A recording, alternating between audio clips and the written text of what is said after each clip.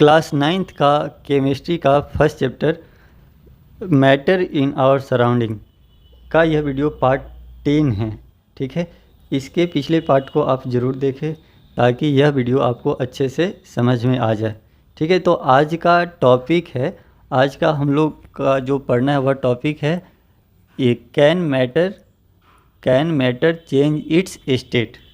ठीक है, तो इसका क्या जवाब है? इसका जवाब है yes, all matter can change its state.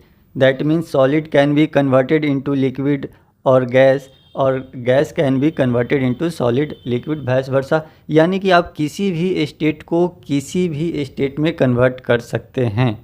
ठीक है, बट अब सवाल यह आता है कि ऐसा किस कंडीशन में, ऐसा हम क्या करेंगे, किस परिस्थिति में जो मैटर है ना अपने स्टेट को बदल देता है, यानी कि वह सॉलिड से लिक्विड हो जाता है या लिक्विड से गैस हो जाता है।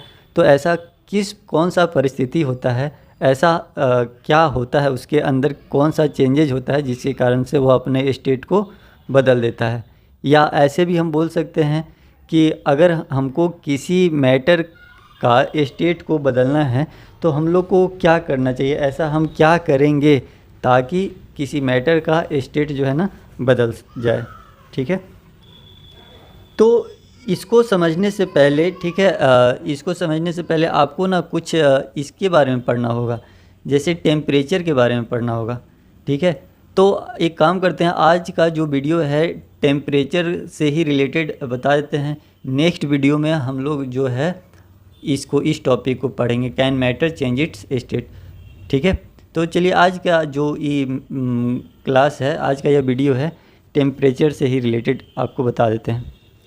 ठीक है, तो समझिएगा इसको, जैसे क्या कहना चाहता है। जैसे कि अच्छा एक बात बताइए कि आप लोग ऑलरेडी यह जानते हैं कि जितने भी फिजिकल क्वांटिटीज़ होते हैं, जैसे कि लेंथ होता है, ठीक है, उसके बाद लेंथ को अगर मेजर करना होता है, जैसे किसी बॉडी का या किसी मैटर का अगर लेंथ को मेजर करना होता है तो हम उसका एक प्रॉपर स्केल होता है जिसको मीटर स्केल कहते हैं। तो उस मीटर स्केल से हम किसी बॉडी के लेंथ को मेजर कर सकते हैं। ठीक है, वैसे ही अगर किसी बॉडी के मास को अगर मेजर करना हो तो उसके लिए भी प्रॉपर स्केल बना है। ठीक है, जैसे केजी में, तो केजी में हम क्या होता है, किसी बॉडी के मास को हम मेजर कर सकते हैं। यानी कि जितने भी फिजिकल क्वांटिटी है, चाहे लेंथ हो, उसके बाद चाहे मास हो या कोई भी चीज़ हो, तो उसको मेजर करने के लिए एक प्रॉपर स्केल है। ठीक है, उसके हेल्प से हम लोग क्या कर सकते हैं, किसी बॉडी के लेंथ को या मास को हम मेजर कर सकते हैं। ठीक है, लेकिन ज़रा आप सोचिए कि अगर आपको यह कोई पूछे कि अगर कोई बॉडी है, ठीक है, मान लेते हैं कि आपके पास कोई वस्तु ही है, चाहे अगर बर्फ़ ही है, तो अगर उसके बारे में कोई पूछे कि यह क्या है, तो आप तो बता सकते हैं कि हाँ यह ठंडा है। ठीक है, लेकिन हम आपसे पूछ रहे हैं कि कितना ठंडा है, तो आप ज़्यादा से ज़्यादा बोलिएगा कि हाँ बहुत ज़्यादा ठंडा है। लेकिन हम यह नहीं पूछ रहे हैं, आप हमको न्यूमेरिकली एग्जैक्ट बताइए कि यह कितना ठंडा है। या कोई वस्तु गर्म भी है तो कितना गर्म है। तो अगर जब तक आप यह नहीं पढ़िएगा तो आप यह बताइएगा कि हाँ बस वस्तु जो है या कोई मैटर है गर्म है, बस गर्म है। ज़्यादा से ज़्यादा बोलिएगा तो हाँ बोलिएगा कि बहुत ज़्यादा गर्म है। बट हम यह नहीं पूछ रहे हैं, हम यह पूछ रहे हैं कि एग्जैक्ट बताइए कि यह हॉट ही है तो कितना हॉट है। ठीक है, हॉट तो बहुत कुछ होता है, अगर कोई 40 डिग्री पे है तो भी वह हॉट है, जो 100 डिग्री पे है वह भी हॉट ही है। ठीक है, जो 200 डिग्री पे है वह भी हॉट ही है। तो क्या सबको हम हॉट ही बोलेंगे? तो ऐसा नहीं है, एक एग्जैक्टली कुछ न्यूमेरिकल बताना होगा ना कि यह कितना हॉट है, यह कितना कोल्ड है। तो आपको किसी बॉडी का, ठीक है, हॉटनेस या कोल्डनेस को डिसाइड करने के लिए कि कोई बॉडी कितना हॉट है कितना कोल्ड है, तो उसको डिसाइड करने के लिए आपको ना उस बॉडी का टेम्परेचर पता करना होगा।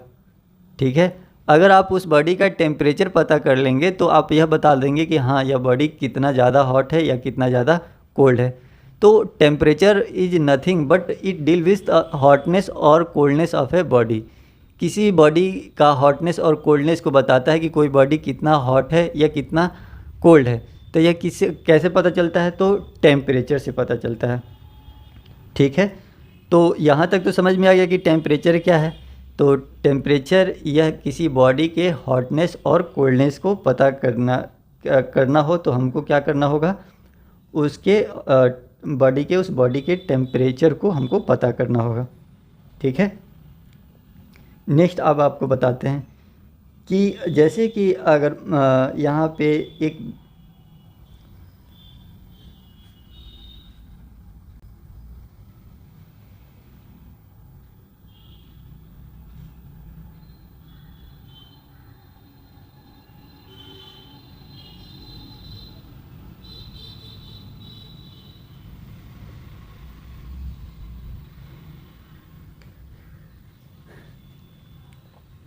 तो चलिए अब हम लोग क्या करते हैं कि अब आपको यह पता करना होगा कि हाँ, अगर किसी बॉडी का, मान लेते हैं सपोज कोई बॉडी है, ठीक है, तो अगर इस बॉडी का टेम्परेचर को पता करना हो, ठीक है, कि इसका टेम्परेचर कितना है, यानी कि यह डिसाइड आपको करना है कि ये हॉट है कि कोल्ड है, यह कैसे पता चलेगा? तो जब तक आप उसका टेम्परेचर नहीं पता कीजिएगा तब तक आपका अच्छा, एक बात आपको बता दें कि यह आपको पढ़ना बहुत ज़रूरी है, क्योंकि जब तक आप टेम्परेचर को बहुत अच्छे से नहीं पढ़िएगा तब तक आपको इसी क्लास में, इसी चैप्टर में आपको पढ़ना है melting point, boiling point, latent heat, ऐसे बहुत सारे टेम्परेचर से रिलेटेड हैं इस टॉपिक में। तो इसलिए हम आपको टेम्परेचर को स्पेशली एक पार्टिकुलर वीडियो में, आज के वीडियो में हम टेम्परेचर से ही रिलेटेड बता रहे हैं। ठीक है, तो हम आपको क्या बता रहे थे कि अगर किसी बॉडी के हॉटनेस और कोल्डनेस को पता करना हो तो आपको क्या पता करना होगा? उस बॉडी का टेम्परेचर। लेकिन अब सवाल यह आता है कि हम किसी बॉडी के टेम्परेचर को कैसे पता करेंगे? तो इसके लिए बहुत सारे साइंटिस्ट हैं, ऐसे बहुत सारे स्केल बनाए हैं। तो एक प्रॉपर मेजरिंग स्केल का मतलब एक टेम्परेचर को मेजर करने का एक प्रॉपर इंस्ट्रूमेंट है। ठीक है, और उसके लिए प्रॉपर एक स्केल बनाया गया है कि हम किसी बॉडी को किसी बॉडी के टेम्परेचर को कैसे मेजर करेंगे। तो वह कौन सा स्केल होता है? तो वह होता है सेल्सियस स्केल। ठीक है, टेम्परेचर मेजर करने का जो स्केल होता है वह सेल्सियस स्केल होता है। ठीक है, अच्छा, एक बात हम आपको बता दें कि जैसे कि इसके पिछले वीडियो में आप तो इतना तक तो पढ़ ही लिए हैं कि जितने भी मैटर होते हैं, ठीक है, उसके पार्टिकल्स क्या होते हैं? कंटिन्यूअस इन मोशन होते हैं। ठीक है, यहाँ तक तो समझ में आ गया। तो यानी कि अब हम आपको यह बता सकते हैं कि all particle of matter possess kinetic energy. Kinetic energy means nothing but energy associated with motion. अगर कोई बॉडी अगर मोशन में है तो उसके पास क्या है? वह एनर्जी है। कौन सा एनर्जी? Kinetic energy. तो वह एनर्जी क्यों है? तो ड्यू टू इट्स मोशन। अगर कोई बॉडी मोशन में है तो वह एनर्जी है उसके अंदर। ठीक है, आ गया। तो वह एनर्जी किस कारण आया? तो वह मोशन के कारण। That energy is called kinetic energy.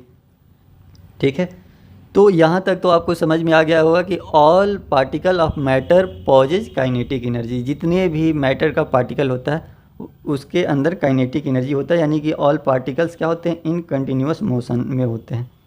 ठीक है, तो यह बात आप याद रखिए कि अगर जिस मैटर का पार्टिकल का मोशन या काइनेटिक एनर्जी ज़्यादा होगा उसका टेम्परेचर भी क्या होगा? ज़्यादा होगा।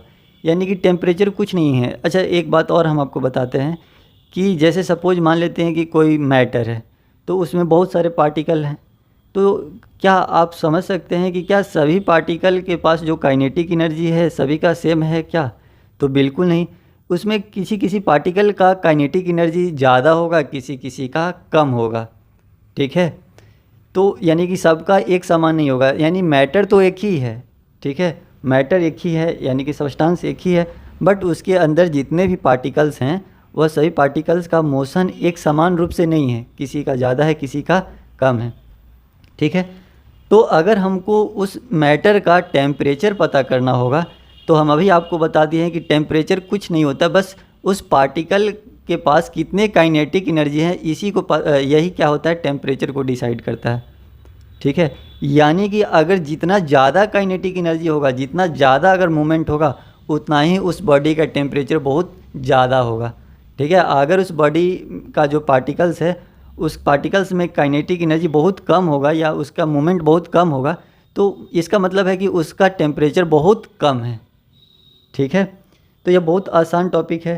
तो अच्छा, अब हम आपको बताते हैं कि किसी मैटर का आपको टेम्परेचर पता करना है, तो आप क्या कीजिएगा, किसी एक पार्टिकल का काइनेटिक एनर्जी को पता करके आप बता दीजिएगा क्या कि हाँ इसका टेम्परेचर इतना है। तो नहीं, बिल्कुल नहीं, आपको उसके सारे पार्टिकल्स का काइनेटिक एनर्जी यानी कि मोमेंट को पता करना होगा, तब जाके आपको पता चलेगा कि इसका टेम्परेचर कितना है। तो फिर मुश्किल है, क्योंकि सभी पार्टिकल का मोशन या काइनेटिक एनर्जी सेम नहीं है, किसी का ज़्यादा है किसी का कम है। तो इसके लिए हम क्या करेंगे, इसके लिए हम एवरेज काइनेटिक एनर्जी निकालेंगे, यानी कि सभी पार्टिकल का हम एक एवरेज, क्योंकि कोई लेस है कोई मोर है। तो अब इतना रट लीजिए, what do you mean by temperature. तो temperature is nothing but average kinetic energy of average kinetic energy of particle of matter, यानी किसी मैटर का पार्टिकल्स का एवरेज काइनेटिक एनर्जी ही उस मैटर का टेम्परेचर कहलाता है। ठीक है, बहुत अच्छे से समझ में आ गया। यानी कि अगर किसी मैटर का पार्टिकल जो है ना बहुत ज़्यादा मोशन में है, यानी कि बहुत ज़्यादा काइनेटिक एनर्जी है, तो इसका मतलब हम कह सकते हैं कि उसका टेम्परेचर क्या है, बहुत ज़्यादा है। ठीक है, अगर किसी के पार्टिकल्स का मोशन जो है ना बहुत कम है, तो यानी कि उसका टेम्परेचर कम है। यानी कि स्वाभाविक बात है, आप कॉमन सेंस लगा सकते हैं कि अगर आप किसी को हीट करते हैं तो उसका टेम्परेचर बढ़ता है, दैट मीन्स उस पार्टिकल्स का काइनेटिक एनर्जी बढ़ता है। ठीक है, यानी कि उसका मूवमेंट बढ़ता है, तो इसलिए उसका टेम्परेचर भी बढ़ जाता है। यानी कि बस सिंपल है, अगर किसी का टेम्परेचर बढ़ाना है तो सिंपली क्या कर लीजिए, उस पार्टिकल्स के मोमेंट को बढ़ा दीजिए, उस पार्टिकल के एनर्जी को बढ़ा दीजिए, बस टेम्परेचर बढ़ गया। अगर उसका टेम्परेचर घटाना है तो उस पार्टिकल के जो मोमेंट है, काइनेटिक एनर्जी है, मोशन है, उसको क्या कर दीजिए, कम कर दीजिए, टेम्परेचर कम हो गया। ठीक है, तो अब यही क्या है कि एक बहुत बड़ा टास्क है कि किसी मैटर में जो वही मूवमेंट है, पार्टिकल का मूवमेंट है, तो उसको कैसे मेजर किया जाए, क्योंकि मूवमेंट से ही हम उसके टेम्परेचर को डिसाइड कर सकते हैं। तो इसके लिए एक साइंटिस्ट थे जिनका नाम था एंडर्स सेल्सियस। ठीक है, तो इन्होंने एक सेल्सियस जो है ना सेल्सियस स्केल इन्वेंट किया, जो टेम्परेचर मेजर करने के लिए कि किसी बॉडी का पार्टिकल्स का मूवमेंट यानी कि उसके टेम्परेचर। ठीक है, तो यानी कि इसीलिए जो टेम्परेचर मेजर किया जाता है इन्हीं के ऑनर में इन्हीं के सम्मान में जो टेम्परेचर का जो यूनिट होता है डिग्री सेल्सियस, इन्हीं के नाम से। ठीक है, अब किसी भी बॉडी का जो टेम्परेचर होता है डिग्री सेल्सियस में मेजर करते हैं, तो यानी कि उसके काइनेटिक एनर्जी को मेजर करते हैं। ठीक है, वैसा ही क्या है कि और भी है बहुत सारा, जैसे कि देयर इज अनदर, एक और भी है जो केल्विन स्केल है। केल्विन स्केल भी क्या होता है, टेम्परेचर को ही मेजर करता है, किसी बॉडी के टेम्परेचर को ही मेजर करता है। ठीक है, तो यह केल्विन स्केल केल्विन नाम के साइंटिस्ट जो थे ना, वह इन्वेंट किए थे किसी बॉडी के टेम्परेचर को मेजर करने के लिए। यानी कि बॉडी के टेम्परेचर को मेजर करने का बात आप तो समझ ही पा रहे हैं, किसी बॉडी के पार्टिकल्स के मूवमेंट को मेजर करने के लिए। ठीक है, तो यहाँ पे एक बात ध्यान में रखिएगा कि जो डिग्री सेल्सियस है, ठीक है, उसका जो मिनिमम है वह 0 डिग्री है। ठीक है, उससे अगर किसी का टेम्परेचर कम है तो वह मेजर करने में वह निगेटिव में जाना पड़ता था। ठीक है, लेकिन केल्विन में ऐसा नहीं है। अच्छा, केल्विन का जो सिंबल है के है और डिग्री सेल्सियस का डिग्री सेल्सियस, केल्विन में डिग्री नहीं लगता है, एक बात ध्यान रखिएगा। और केल्विन का जितने भी वैल्यू होते हैं वो पॉजिटिव होते हैं। यानी कि अगर जैसे कि यहाँ पे हम आपको बता दें कि अगर किसी का टेम्परेचर 0 डिग्री है, 0 डिग्री सेल्सियस, अगर काश कहीं ऐसा होता कि उसका टेम्परेचर उससे भी कम हो, तो जब हम डिग्री सेल्सियस स्केल से मापेंगे तो उसका वैल्यू क्या हो जाएगा, निगेटिव में हो जाएगा। ठीक है, कहीं उससे भी कम हो, क्योंकि टेम्परेचर बहुत कम भी हो सकता है, बहुत ज़्यादा भी हो सकता है। तो जब बहुत कम टेम्परेचर मेजर करना हो तो उसमें क्या होता है, डिग्री सेल्सियस का वैल्यू क्या होता है, निगेटिव में चला जाता है। बट ऐसा केल्विन स्केल में नहीं होता है। केल्विन स्केल में जो वैल्यू होता है ना, हमेशा क्या होता है, पॉजिटिव ही होता है। ठीक है, जैसे कि अब आपको सपोज मान लेते हैं, जैसे कि एक बात बताते हैं कि जैसे कि बर्फ़ को ही ले लीजिए। ठीक है, तो बर्फ़ जो है ना, अगर बर्फ़ का टेम्परेचर 0 डिग्री सेल्सियस होता है ना, तो वह क्या होता है, मेल्ट कर जाता है, पिघल जाता है। ठीक है, यानी कि melting point of ice is 0 degree, यानी कि अगर बर्फ़ का टेम्परेचर 0 डिग्री होगा तो वह क्या हो जाएगा, मेल्ट कर जाएगा, पिघल जाएगा। तो यह टेम्परेचर हम किस स्केल से मेजर किए हैं, डिग्री सेल्सियस से। ठीक है, लेकिन अगर हम वही टेम्परेचर को हम केल्विन स्केल से मेजर कर रहे थे तो 273 केल्विन बताया, हालांकि टेम्परेचर दोनों सेम है। ठीक है, बट अगर हम उस टेम्परेचर को सेल्सियस स्केल से मेजर कर रहे थे तो कितना आ रहा था, 0 डिग्री सेल्सियस। और वही केल्विन स्केल से मेजर कर रहे थे तो कितना आ रहा था, 273 केल्विन। तो दोनों अलग अलग नहीं है, दोनों सेम ही टेम्परेचर को बता रहा है, बट इसका जो मेजरिंग स्केल है ना वह क्या है, अलग अलग है। ठीक है,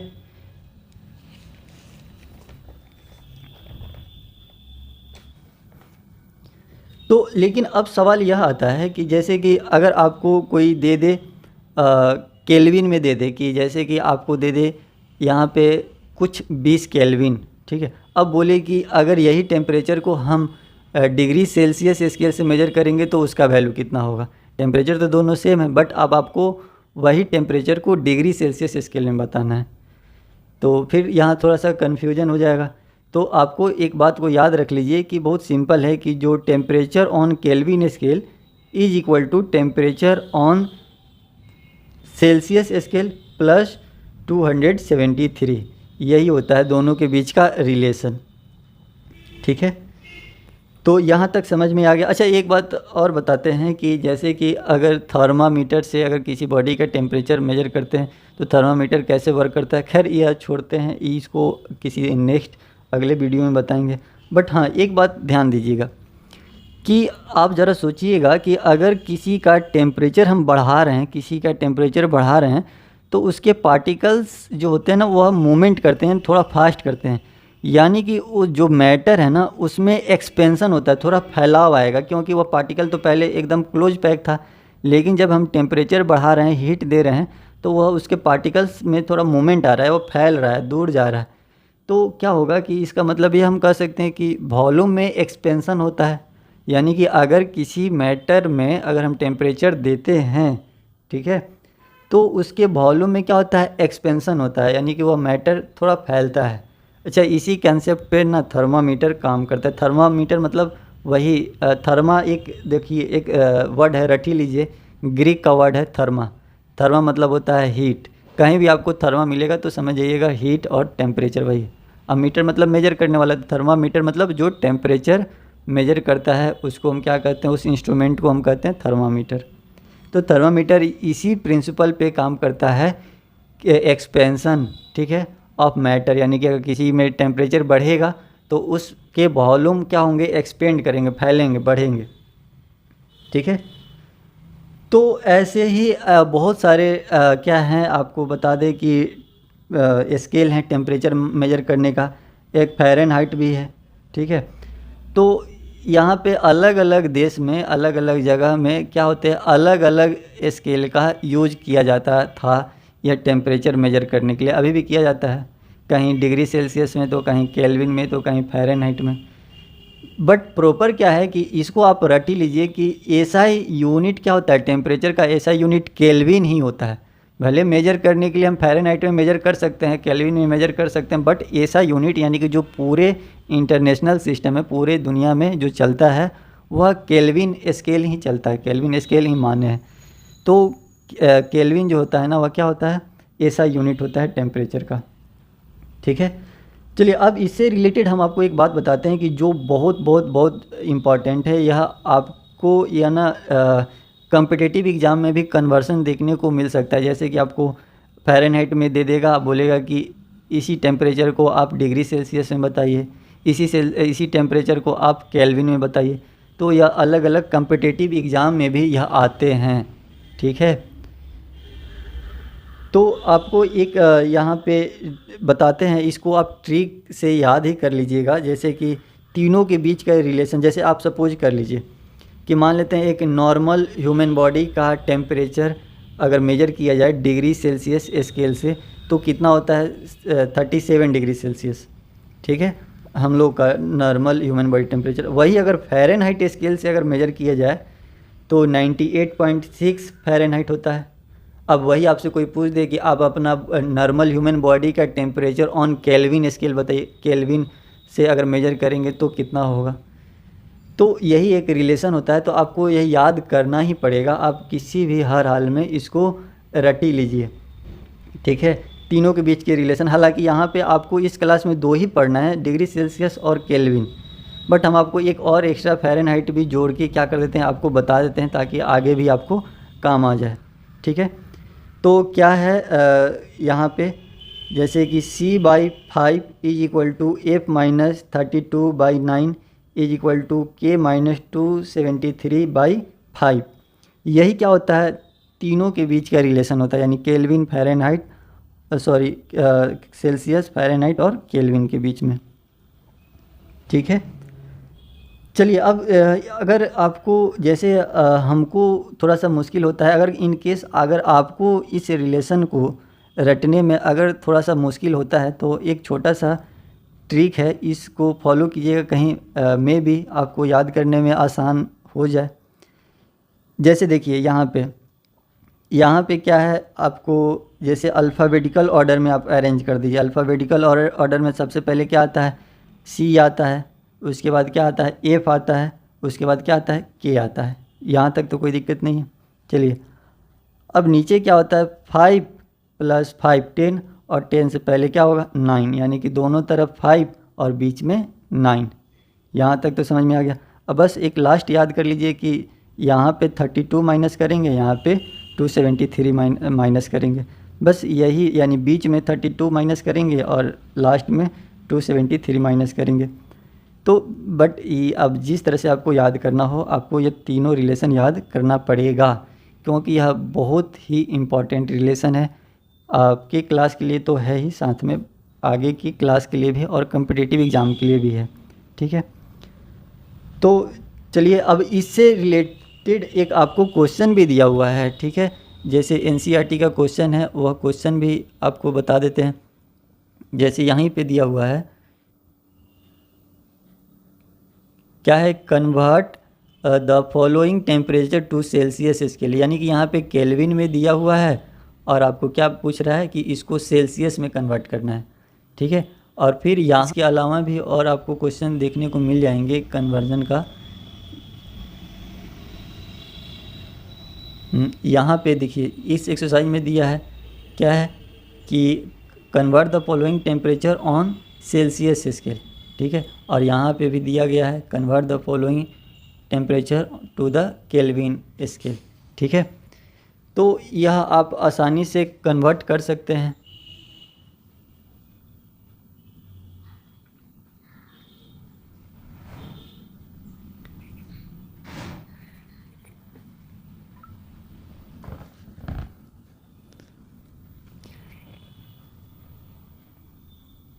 चलिए आपको यह क्वेश्चन सॉल्व करने के लिए आपको, जैसे कि हम रिलेशन इसके पहले ही आपको रिलेशन बता चुके हैं, इस रिलेशन को आप याद रख लीजिएगा। जैसे कि हम अभी ट्रिक बताए हैं, तीनों का जो रिलेशन बताए हैं, सेल्सियस, केल्विन, फ़ारेनहाइट, उससे भी आप बना सकते हैं, या इस बुक में जो सिंपल केल्विन और डिग्री सेल्सियस का दिया है उससे भी बना सकते हैं, ठीक है। तो चलिए हम आपको दोनों से हम करके बता देते हैं, जो आपको आसान लगे उससे बनाइएगा। जैसे कि पहला क्या बताए थे कि जैसे क्या रिलेशन था, sorry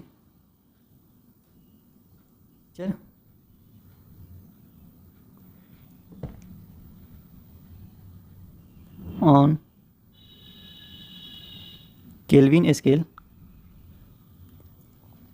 is equal to temperature on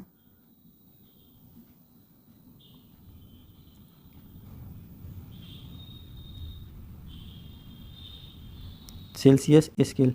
अच्छा एक बात बताइए, जैसे कि हम अभी बता दिए हैं तो आप इतना भी तो समझ सकते हैं कि दोनों स्केल पे जो टेम्परेचर का वैल्यू होगा वह सेम नहीं होगा, यानी कि सेल्सियस क्या होता है, बड़ा बड़ा होता है ना, केल्विन का जो वैल्यू होता है छोटा होता है, ठीक है, यह नेगेटिव में नहीं जाता है, दोनों बराबर नहीं है। हम इसमें क्या करेंगे, 273 ऐड कर देंगे, ठीक है, तो दोनों का हो जाएगा, ठीक है। तो अब बहुत सिंपल है, अब आपसे जो भी क्वेश्चन पूछे, ठीक है, जैसे आपको बता दें,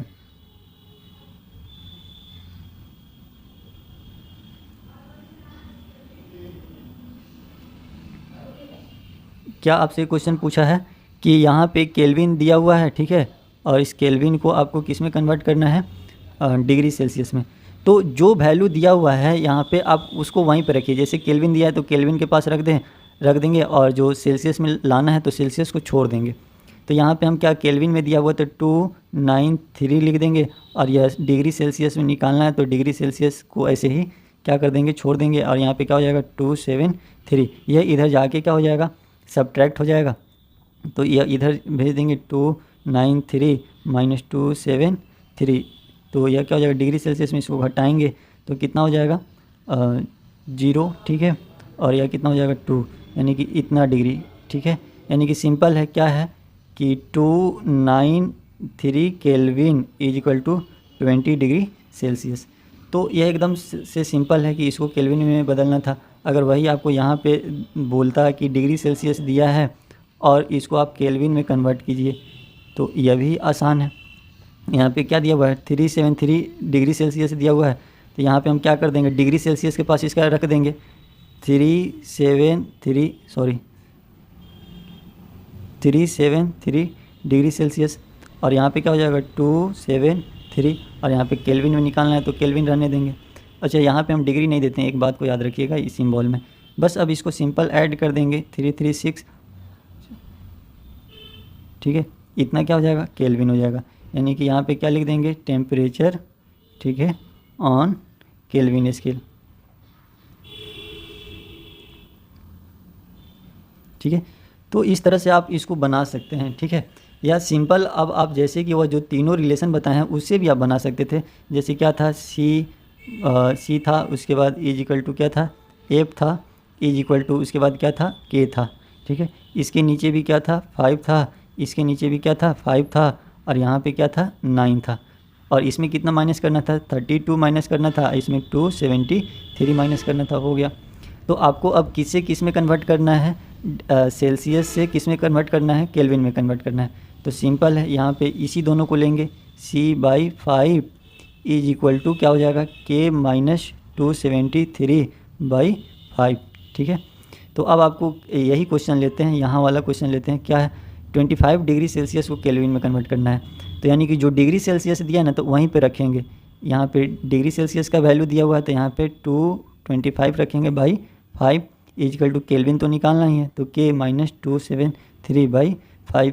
तो इससे ही क्या हो जाएगा, कैंसिल हो जाएगा, ई उधर जाके क्या हो जाएगा, ऐड हो जाएगा, यानी कि 25 प्लस 273 इजकल टू K। इसको ऐड कर लेंगे, वही हो जाएगा, इतना क्या हो जाएगा, केल्विन हो जाएगा, ठीक है। तो आप इससे भी इसको सॉल्व कर सकते हैं, ठीक है। तो आज के वीडियो में इतना ही रहने देते हैं, ठीक है। नेक्स्ट वीडियो में हम लोग जो change in state of matter को अच्छे से पढ़ेंगे, ठीक है। तब तक के लिए धन्यवाद।